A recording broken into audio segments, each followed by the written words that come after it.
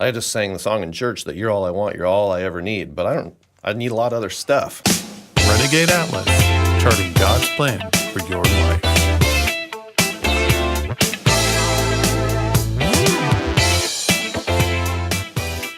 Hello, everybody. This is Dr. Chad Hawk with Matt Dowd, and we have a special guest with us today, Stephanie. Hello. Hello. She's back for part 3 of this topic of Heart of Darkness. Matt, where are we going today with this? So today we're going to talk about how we can initiate this process of change, of looking inward, of allowing the light to be shown inside of our hearts and face that fear, the inherent fear of looking in the mirror. Yeah. So Stephanie, I was curious, how has this worked for you? Like, can you talk a little bit about how you engaged that process? Yeah. I think in all of the changes or the things that I faced, I think the step one is to tell the truth about it. Okay, I'm going to interrupt you right there because I don't think most people understand that. Mm-hmm. I didn't. Yeah. In my own life, I wasn't. My wife, before we were even married, she would nail me on things, and I would not admit it. Yeah. And I think it wasn't that I wouldn't admit it. It wasn't so much that. It's that I couldn't admit it. I didn't have the emotional maturity, the spiritual maturity to recognize what she was saying was true because I was so wrapped up in myself. Yeah. So what do you mean by admitting it? For me, I think it can look different for other people, but for me, telling the truth about it, telling the truth to my community, number one, and kind of feeling the water and just seeing who the Lord brings to me that really I need to tell the truth to. I gave the example previously about this last change I was going through, and the person that came to mind was someone that left my life, and pretty abruptly, and I really had to call and just tell the truth about my role in that. And then more so than that, telling the truth to God, and so about what I've been doing and kind of what that leads me to believe about Him. So confessing the way my behavior correlates to how I'm truthfully feeling about Him. Can you give an example of what that would sound like? Sure. Not to put you on the No, spot yeah, too absolutely. So I can. No, you do mean to put her as Yeah, well. That's he does. okay. He likes to do that quite often. It's fine. It's fine. Confession. So speaking of the most recent example in particular, just sitting in the moment and just saying, I confess that sometimes in service to others, I have a more self-protection as motivation, and I have a fear of being alone because I don't trust you, God, to be there for me in all instances, and kind of just leaving it like that and just saying, this is what I find myself doing, and because of that, this is how I feel about you. This is a truth I'm speaking to you in the moment. Yeah, that's awesome. Yeah. It's like we're afraid of not really the act so much as the consequences. Yeah. Like, what's going to happen if I admit this, if I confess the truth? Like, when talking to God, I think we learn or we're taught that you can't blaspheme God. You can't say things mean or negative to God about Himself. What He's going to be all offended and strike us down or something, Yeah. And so we don't tell God that, I don't really believe. I just sang the song in church that you're all I want, you're all I ever need, but I need a lot of other stuff. Ooh, we had talked about that, the word all, and the use of Christian walk. Someday we're going to talk about that. Yeah. And then the other piece that I was thinking about is we're at the way, the reptilian brain, ultimately we are afraid to die. Mm-hmm. And this is what Jesus comes talking about, is you need to take up your cross. We need to die. There are things about us, like our false self, that are living that need to be nailed to the cross. Mm-hmm. They need to die so that our true self can live, with Him. But we're super afraid of death because we feel like death is the end, death is failure. Mm-hmm. And so we avoid it. We avoid it sometimes, not sometimes, most of the time, almost all the time, people are terrified to admit the truth of their circumstances because it means they have to let something die. Right. Absolutely. Right. A piece of ourselves, or what we Yeah. think is a piece of ourselves anyway. Yeah. Reminds me of a song. I'll maybe drop it in the background. All right. We'll see what. Teaser. Yeah. Yeah. But well, so I was gonna say, so what actually happened though? Like, if when that thing dies, or you let Yeah. it be exposed, you let God in. Like, what was the actual result? That was how is it different than what you were maybe afraid of? Yeah, initially?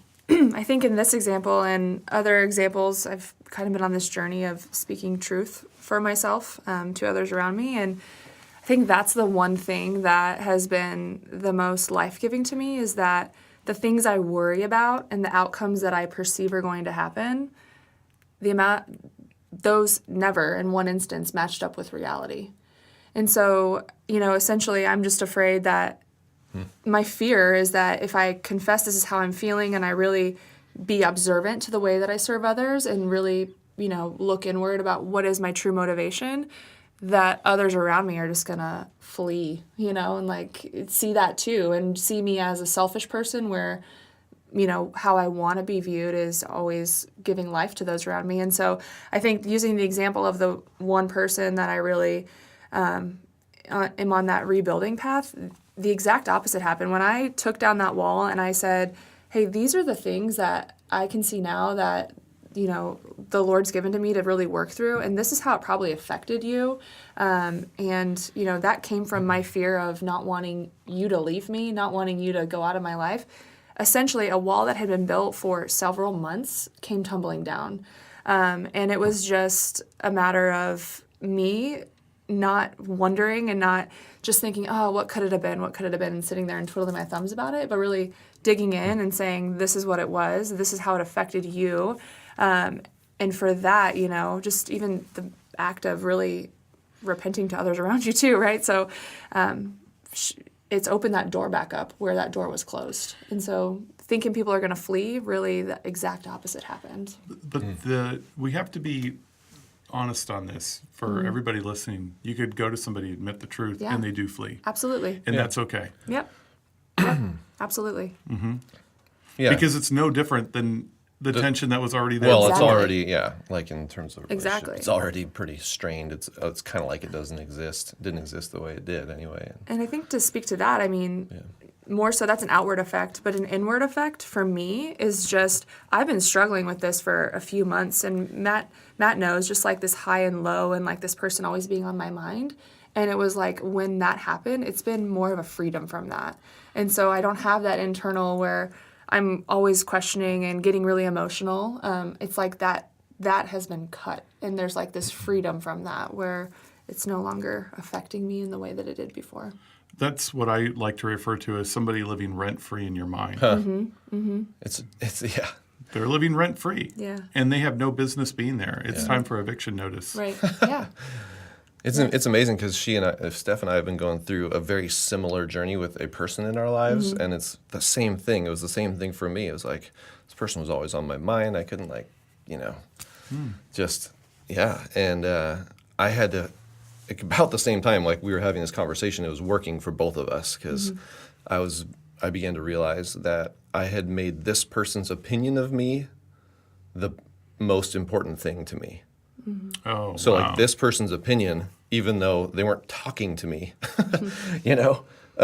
was now more important than God's opinion of me. And so this person essentially had become God in my life in that area, and it was very just, it was destructive. It was just not helpful, it was a problem. And so just becoming aware of that awareness was the first thing. Sorry, I'm getting a little phlegmy here. But yeah, I had to become aware of that. And actually, so we're talking about how do we engage in this process, and it was an honest conversation with Steph that did it for me. It was like, I did not have that aha moment until I confessed to her that, what was going on inside of me. And then that produced attention, awareness. And then I was able to take action on it and release it. It was much easier to release once I knew what it was I was holding on to. So there is an emergence that can come when we think about what it means to be surrounded in the heart of darkness. There is emergence, there is freedom. And that's actually a promise that's made by God to us. And God never lies. There is freedom. So whether it's a family member, a friend, a coworker, somebody you've met on the periphery of your life, or even on your own, things that you accept to be true that are not true, that live as a curse on your life. Because that's what it is. Yep. Yeah, Totally. Something has power over you, yeah. absolutely. And Christ came to set the prisoners free. So if you are trapped in this heart of darkness, there is freedom. Yeah. And it's abundant. Yeah. Yeah. Amen, yeah. Yeah. So Romans 8:1, there is no condemnation for those in Christ Jesus. Yeah. That's true all the time. Man, that's such Romans 8. That's just like my favorite. Like, Yeah. I kind of want to tattoo that whole chapter all over my body. And just like, because it begins with there's no condemnation, right? Right. Believe that. Like, sometimes I encourage people just to sit in that one until they really absorb it. Like, it doesn't matter what you say to God, what we've done. It does not matter to him. Like, there's no condemnation. He won't hold it against us. And that's true if you know Christ. Right. Right. If right. you don't, For those you're who are under in the Christ law. Jesus. Yeah, exactly. And under the law, you're dead. Right. So what a compelling thing. It's like you go to the judge and all he's ever going to do is pardon you. Yeah. He's yeah. never going to pronounce you guilty. He's always going to say, And yeah, you're free to go. Yeah, and you did absolutely nothing to deserve that pardoning. Right. And then the back end of Romans 8 is all about how nothing can separate us from the love of God. Yeah. Nothing. Zero. Yeah. So no condemnation, nothing. It's very absolute. Yeah. But we don't believe it. Like, we always fall back into believing that there's got to be something that will condemn us. There's got to be something I can do to not deserve God's, well, not deserve it, but not to have God's presence and love. And we start believing that and we go down some wrong path. We do, don't we? Yeah. Okay. Well, let's wrap up this episode. Find freedom, find health, find well-being, find that true knocking on your heart of the Lord. And he is right there he is more than willing and capable of going into the darkest of dark places. No sin is too great. No guilt or shame can overcome God's love in any way ever. Yeah. So if you want to share your own life story going through these processes, we'd love to hear from you. Yeah. Yeah. Email us at matt@therenegadeatlas.com or chad@therenegadeatlas.com. And we Either also way. have a way for people, if you'd like Yeah. to make a donation. To support us, yeah. It's patreon.com. That's patreon.com and then /The Renegade Atlas. Yeah. And you'll find us on there. So you can do something as basic as buy us a cup of coffee, because Matt and That's I right. have a guilty relationship with coffee. Love the coffee. So buy us a cup of coffee for each episode. So, give Yeah. $4 or $5. Yeah. Or Be you awesome. can, be a very magnanimous donor and Yeah. do whatever you However like. you feel led, yeah. Yeah. Just keep the lights on. That's right. We had to buy a new mic. I know. That's right. All right, everybody. Many blessings. We love you. Bye-bye.